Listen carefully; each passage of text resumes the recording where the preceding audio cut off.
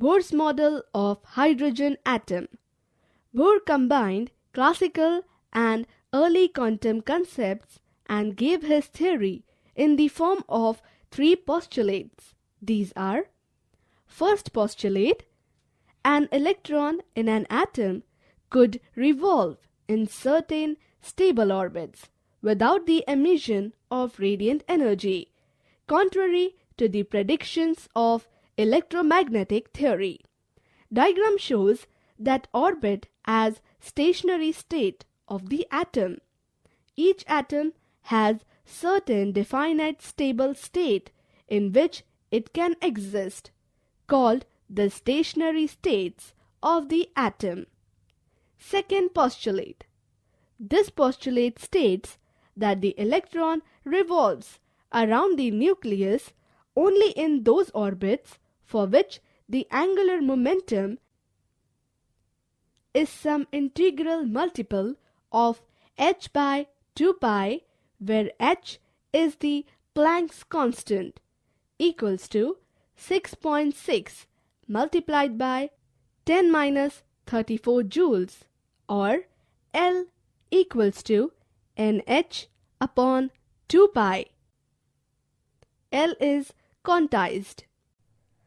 Third postulate. It states that an electron might make a transition from one of its specified non-radiating orbits to another of lower energy. When it does so, a photon is emitted having energy equal to the energy difference between the initial and final states. The frequency of the emitted photon is then given by hnu equals to EI minus EF, where EI and EF are the energies of the initial and final states, and EI is greater than EF. From the Bohr postulates, we can write Ln equals to mvn, Rn equals to nh by 2 pi. Angular momentum is an integral multiple of h by 2 pi. We get Rn equals to n by 2m into h by 2 pi square into 4 pi epsilon naught by e square.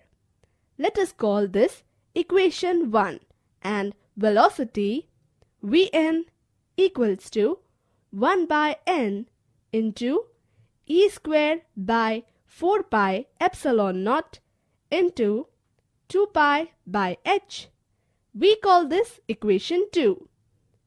Now if we put n equals to 1 in equation 1, we get r equals to h square into epsilon naught by m into e square, which is known as Bohr's radius. It is also represented by a naught.